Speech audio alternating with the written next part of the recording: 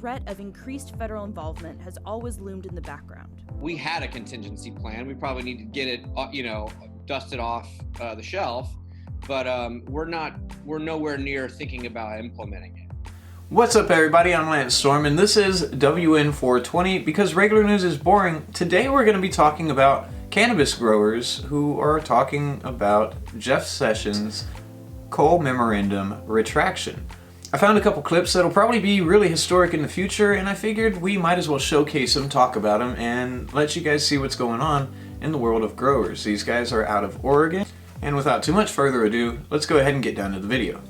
Attorney General Jeff Sessions has issued a new memo rolling back Obama-era policies that allowed states that legalize marijuana to implement their own regulations without federal intervention. Cannabis growers, however, aren't particularly scared. I don't mean to downplay this morning's news, but I'm not incredibly alarmed. I don't believe that the DEA is going to be swarming our farm with, shotguns or anything like that. Lee Henderson is co-founder and CEO of Hi-Fi Farms outside Portland, Oregon.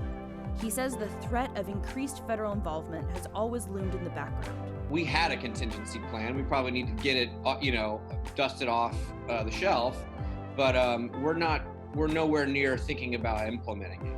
The DOJ's new memo rescinds the Obama-era protections, but doesn't give new instructions for how or if U.S. attorneys in states with legal marijuana should change the types of cases they're prosecuting. The only way that the rescission of the Cole memo has an effect is if DEA starts going into businesses and arresting people and seizing product, and U.S. attorneys start prosecuting those individuals. Until that happens, really it's just a piece of paper. So on a state level, the impacts will largely depend on what each state's U.S. attorney decides to prosecute. And in Oregon, Lee Henderson says he believes the state won't go down without a fight. This is going to be a massive court challenge probably at the end of the day. I'm sure all of the, state's attorneys general are going to file a class action lawsuit against the DOJ. As far as any changes on the federal level, experts say that's unlikely. A lot of members of Congress from both sides of the aisle are furious about this decision. It won't be an easy effort within Congress to try to reverse the Attorney General's rescission of coal, but there's sure going to be a hell of a fight in the process. The biggest immediate impact of the new DOJ policy, though, is as green as the cannabis plants themselves.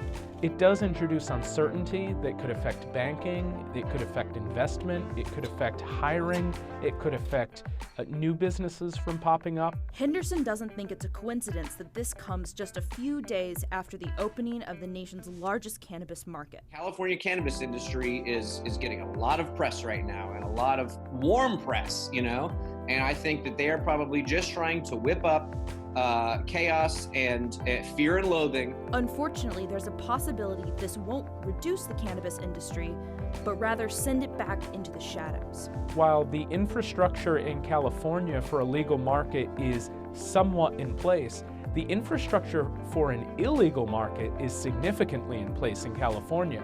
So I believe Jeff Sessions thinks he's going to wave a magic wand and make marijuana disappear. What's really going to happen is he's going to wave a magic wand and make regulation disappear. That's what's up. Go ahead and wave your magic wand, Jeff Sessions. Make the regulations to cannabis disappear, because it's about time. That's only one step closer to total legalization and us treating it like it's a tomato. Did you catch the line from that guy saying that it was a little fear and loathing type situation? I thought that was hilarious.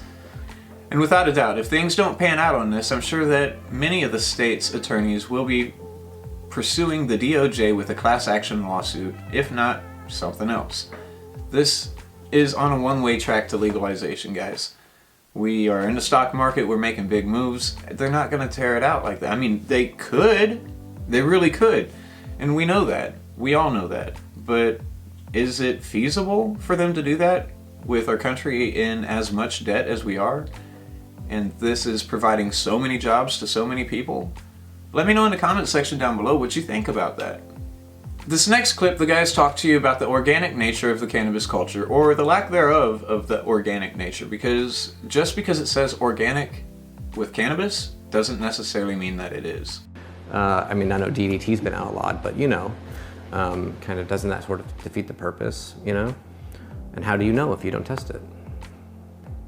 Despite grossing $6.7 billion in 2016, the cannabis industry still doesn't have any regulations for organic growing. That's why we went to talk to cannabis farmers Lee Henderson and Richard Vinyl. They're co-owners of Hi-Fi Farms, which Esquire magazine called the coolest cannabis farm in Oregon.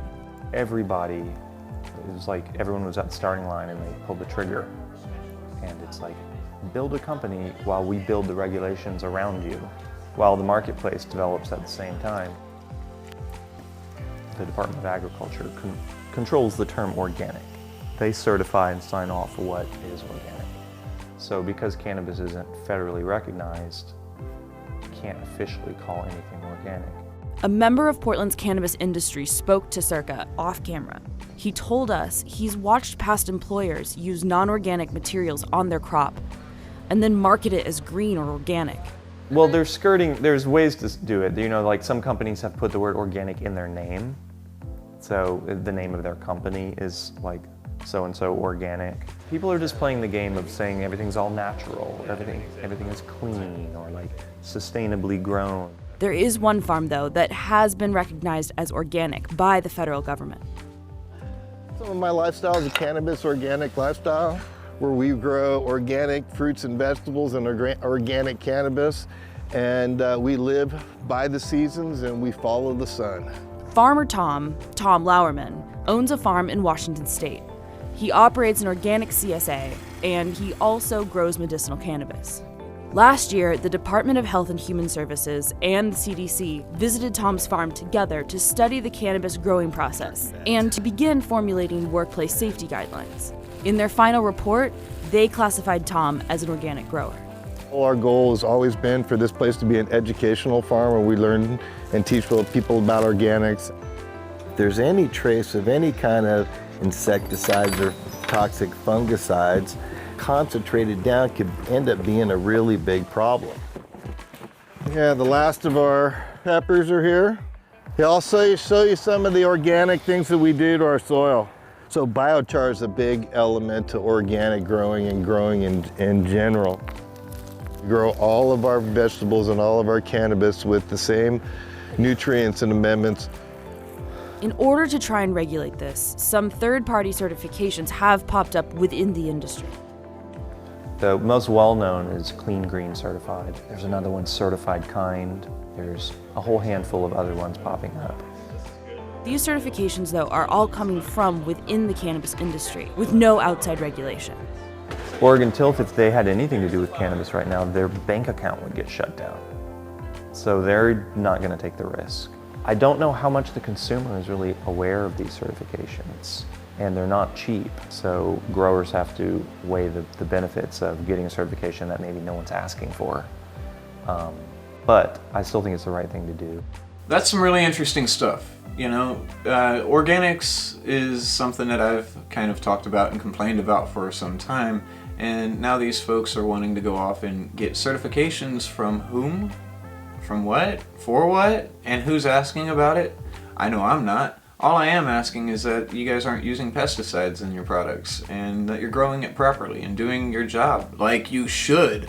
With companies like Miracle Grow jumping into the scene, there's no doubt that they're going to be using chemicals, you know, man-made chemicals versus Mother Nature chemicals in products. So with that, that's not what we want in our cannabis, but that's what big pharma and big corporations are going to do to it.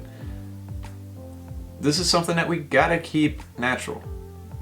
These are just some of my thoughts. And remember, this style of video, this video right here, is done for historical purposes under the Fair Use Act. Ladies and gentlemen, I'm Lance Storm. This is WN420 because regular news is boring. Thank you so much for coming and hanging out. I hope you stuck around to the end of this video. If you did, just know that I'm doing this for you guys. Ladies and gentlemen, stay beautiful, stay positive, and have a beautiful day.